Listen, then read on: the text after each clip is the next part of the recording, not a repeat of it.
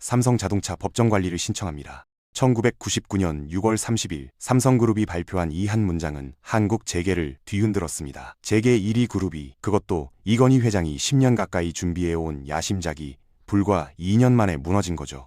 막대한 빚더미에 앉은 삼성자동차, 이건희 회장은 자기 재산까지 내놓으며 책임지겠다고 나섰습니다. 그만큼 참담한 실패였던 거죠. 그런데 말입니다. 사반세기가 지난 2024년 12월 삼성전자가 다시 자동차 산업으로 돌아왔습니다. 이번엔 차를 직접 만드는 게 아니라 부품을 만드는 방식으로요. 독일 회사에서 자동차가 스스로 운전하는 데 필요한 기술을 2조 6천억 원에 사들인 겁니다. 마치 사람의 눈과 두뇌 역할을 하는 부품이죠. 2017년 자동차 오디오 회사를 산 이후 8년 만에 큰 투자였습니다. 삼성이 왜 다시 자동차판에 뛰어든 걸까요? 자동차 산업이 완전히 바뀌었기 때문입니다. 마치 집에 있는 냉장고가 인터넷에 연결되고 스마트폰으로 조작하게 된 것처럼 자동차도 똑같이 변했습니다. 배터리, 반도체, 소프트웨어가 핵심이 된 거죠. 바로 삼성이 잘하는 분야입니다. 오늘은 삼성이 어떻게 사반세기 전에 참혹한 실패를 딛고 다시 자동차 산업에 도전하고 있는지, 그 전략이 과연 성공할 수 있을지 함께 살펴보겠습니다.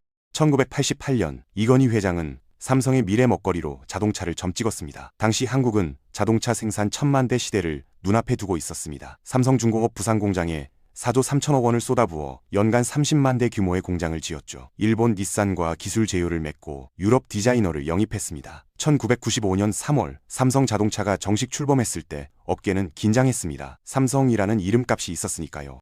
그런데 출발부터 삐걱거렸습니다. 1997년 11월 한국에 IMF 외환 위기가 터졌고 그 넉 달 뒤인 1998년 3월 SM5를 출시했습니다. 타이밍이 최악이었죠. 내수 시장이 얼어붙었고 완성차 업체들은 너도 나도 구조조정에 들어갔습니다. 삼성자동차도 예외가 아니었습니다. 출범한 지 3년 만에 빚이 4조 원까지 불어났습니다.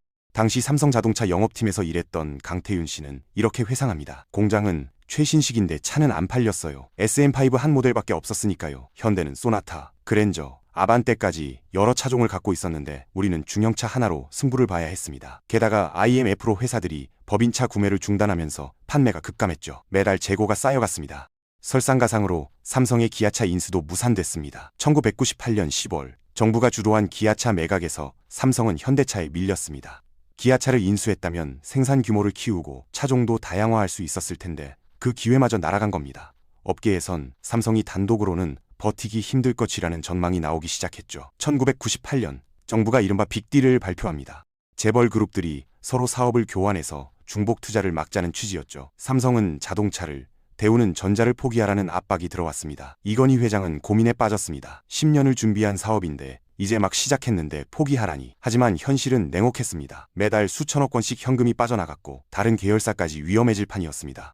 결국 1999년 6월 30일 삼성그룹은 삼성자동차에 법정관리를 신청했습니다. 이건희 회장은 직접 나서서 채권단 손실 보전을 위해 삼성생명 주식 350만 주를 출연하겠다고 밝혔죠. 당시 주당 70만 원으로 계산하면 약 2조 4천억 원어치였습니다. 자기 재산을 털어서라도 빚을 갚겠다는 의지를 보인 겁니다. 하지만 삼성자동차는 결국 2000년 프랑스 르노에 팔렸고 삼성이라는 이름은 자동차에서 완전히 지워졌습니다. 부산 공장 인근에서 식당을 운영하던 한서윤 씨는 당시를 이렇게 기억합니다. 공장이 문을 닫을 거라는 소문이 돌면서 동네가 술렁였어요. 삼성자동차 직원들이 단골이었는데 하나둘 식당에 안 보이기 시작했죠. 나중에 들어보니 많은 분들이 명예퇴직하거나 다른 회사로 옮겼다고 하더라고요. 우리 가게 매출도 반 토막 났습니다. 공장 주변 상권이 다 죽었어요. 삼성자동차는 왜 실패했을까요? 돈도 있었고 기술도 있었고 인재도 있었는데 말입니다. 전문가들은 세 가지 원인을 꼽습니다. 첫 번째는 타이밍입니다. 삼성자동차가 SM5를 출시한 1998년 3월은 한국 경제사에서 최악의 시기였습니다. 불과 넉 달 전인 1997년 11월 한국은 IMF에 구제금융을 신청했습니다. 기업들이 줄줄이 도산하고 실업자가 거리에 넘쳐났죠. 이런 상황에서 신차를 사겠다는 사람이 얼마나 되겠습니까? 실제로 1998년 국내 자동차 판매는 전년 대비 절반으로 급감했습니다. 100만 대가 넘던 시장이 50만 대로 쪼그라든 거죠.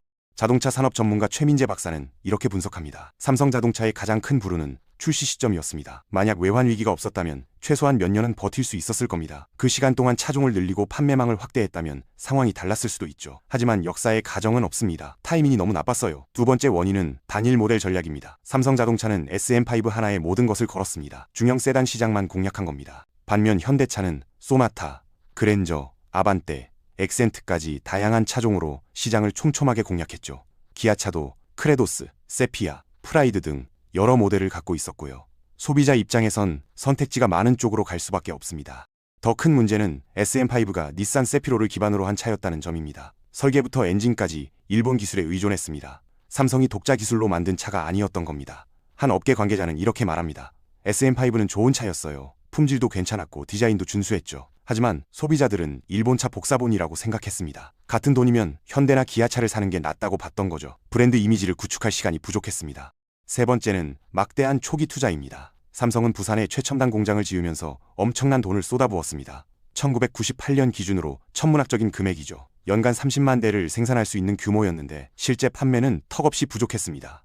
공장 가동률이 50%도 안 됐다는 얘기입니다. 고정비는 계속 나가는데 매출은 안 나오니까 적자가 눈덩이처럼 불어난 거죠. 게다가 판매망 구축에도 막대한 돈이 들어갔습니다. 전국에 전시장과 서비스 센터를 만들어야 했습니다. 부품 공급망도 새로 짜야 했고요. 자동차 산업은 처음부터 끝까지 돈이 많이 드는 사업입니다. 현대차도 30년 넘게 적자를 보면서 버텼고 기아차도 여러 번 위기를 겪었죠. 다른 삼성 계열사들이 계속 돈을 대줘야 하는 상황이었습니다. IMF 위기로 그것도 어려워진 겁니다. 결국 법정 관리 외엔 선택지가 없었어요. 삼성이 자동차 시장에서 손을 뗀 2000년 이후 자동차 산업 자체가 완전히 바뀌었습니다. 가장 큰 변화는 전기차 혁명입니다. 2012년 테슬라가 모델 S를 내놓으면서 자동차의 패러다임이 바뀌기 시작했습니다. 휘발유가 아니라 배터리로 달리는 차가 나온 겁니다. 마치 옛날 석탄 난로가 전기 보일러로 바뀐 것처럼요. 2020년대 들어서는 폭스바겐, BMW, 벤츠 같은 전통 강자들까지 전기차로 넘어겠다고 선언했죠. 2024년 기준으로 전 세계 전기차 판매가 1,400만 대를 넘어섰습니다. 전체 자동차 시장의 18%를 차지하는 겁니다. 차 5대 팔면 한 대는 전기차라는 얘기죠. 두 번째 변화는 소프트웨어의 중요성입니다. 예전엔 자동차가 기계 덩어리였는데 지금은 바퀴 달린 컴퓨터가 됐습니다. 스스로 운전하고 인터넷에 연결되고 영화 보고 음악 듣는 게 다 프로그램으로 돌아갑니다. 마치 예전 전화기는 통화만 됐지만 지금 스마트폰은 사진 찍고 은행 업무 보고 쇼핑하는 것처럼 말입니다. 테슬라는 자동차 회사라기보다 소프트웨어 회사에 가깝죠. 조사 기관 자료를 보면 이런 소프트웨어 중심 자동차 시장이 2025년 705조 원에서 2030년 2374조 원으로 3배 이상 커질 거라고 합니다. 자동차 값에서 소프트웨어가 차지하는 비중도 2020년 10%에서 2030년 30%로 늘어날 전망이죠. 3천만 원짜리 차를 사면 그중 1,000만 원이 프로그램 값인 겁니다. 자동차 산업 평론가 김동현 씨는 이렇게 말합니다. 1990년대엔 엔진과 변속기 같은 기계공학이 핵심이었습니다. 마치 예전 시계가 톱니바퀴와 태엽으로 돌아간 것처럼요. 하지만 지금은 완전히 다릅니다. 배터리 기술, 반도체, 인공지능이 중요해졌어요. 요즘 시계가 배터리와 전자회로로 돌아가는 것처럼 말입니다. 전통 업체들이 고전하는 이유가 바로 이겁니다. 기계는 잘 만드는데 프로그램을 못합니다. 세 번째 변화는 중국의 부상입니다. BYD, NIO, 샤오펑 같은 중국 전기차 회사들이 무서운 속도로 성장했습니다. 특히 BYD는 2024년 300만 대 넘게 팔면서 테슬라를 제쳤습니다. 가격도 저렴하고 기술도 빠르게 따라잡고 있죠. 유럽 시장까지 진출해서 독일 회사들을 위협하고 있습니다. 배터리 시장도 중국이 장악했습니다. CATL이라는 회사가 전 세계 배터리 시장 42%를 차지합니다. 마치 빵집이 10개 있는데 그중 4개가 한 회사 빵집인 것처럼 압도적입니다. 2023년 기준으로 CATL이 42%, BYD가 16%, 한국의 LG에너지솔루션이 13% 순입니다. 삼성 SDI도 5% 정도를 차지하고 있지만 CATL과는 격차가 크죠.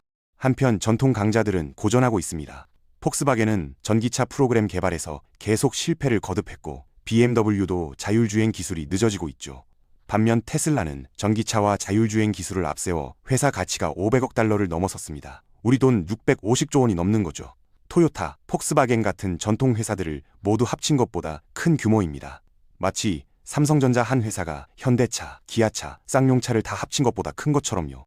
이런 변화 속에서 새로운 기회가 생겼습니다. 차를 직접 만들지 않아도 자동차 산업에 참여할 수 있게 된 겁니다.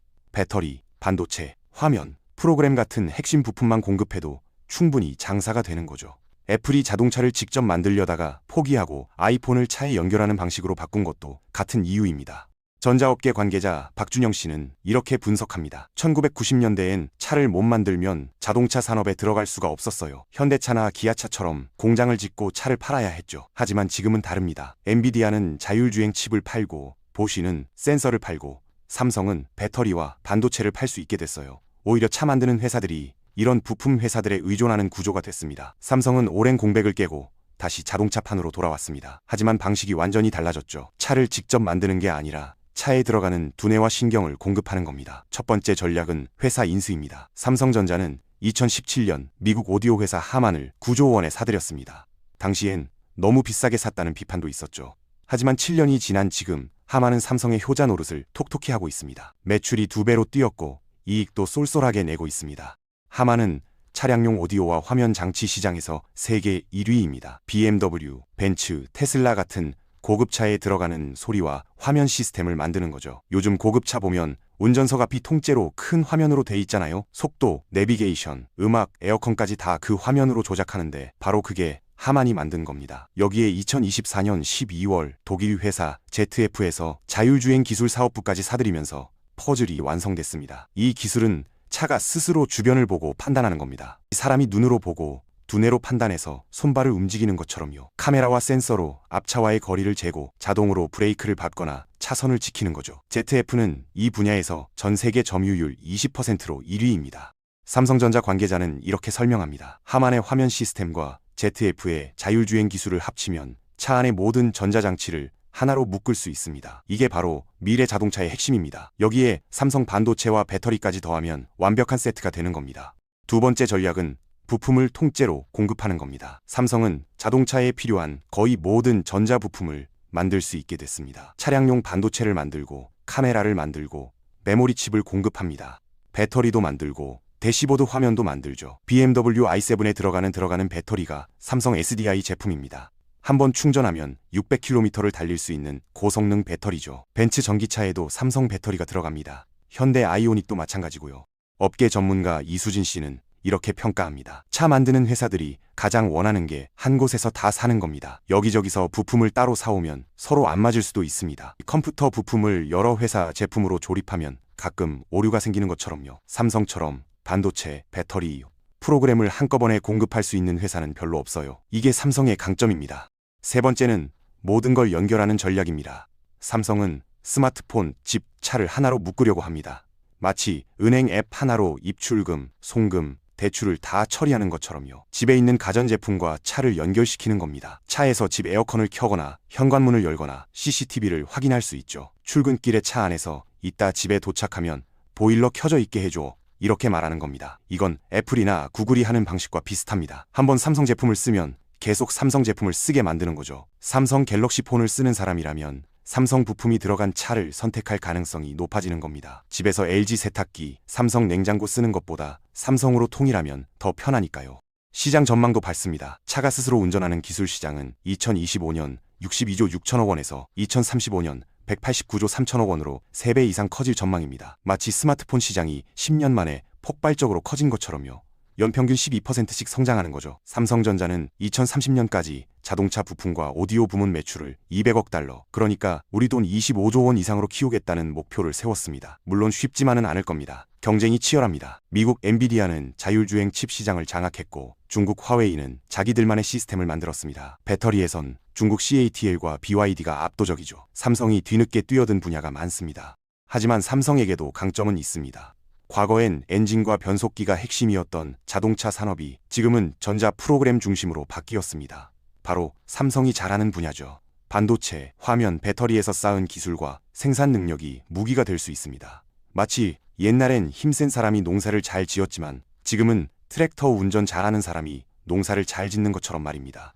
무엇보다 과거의 실패에서 배웠습니다. 차를 직접 만드는 건 위험하다는 걸 뼈저리게 깨달았죠. 대신 핵심 부품에 집중하면 위험을 줄이면서도 돈을 벌 수 있다는 걸 알게 됐습니다. 하만 인수가 성공한 게 그 증거입니다. 한 투자 전문가는 이렇게 내다봅니다. 삼성이 다시 자동차 산업에서 실패할 가능성은 낮습니다. 이번엔 차를 만드는 게 아니라 부품만 공급하니까요. 위험이 훨씬 적죠. 게다가 전기차 시장이 계속 커지고 있어서 파이 자체가 큽니다. 문제는 얼마나 빨리 기술 격차를 좁히느냐인데 삼성의 돈과 연구 능력을 보면 충분히 가능해 보입니다. 삼성 자동차가 법정 관리에 들어간 지도 벌써 한 세대가 지났습니다. 그때의 쓰라린 실패가 오히려 삼성을 더 강하게 만들었는지도 모릅니다. 차를 만들겠다는 환상을 버리고 현실을 직시하게 됐으니까요. 이제 삼성은 차를 만드는 게 아니라 차의 두뇌를 만들고 있습니다. 아마 이게 삼성에게 더 어울리는 길일 겁니다. 시청해주셔서 감사합니다. 영상이 도움이 되셨다면 구독과 좋아요 부탁드립니다. 감사합니다.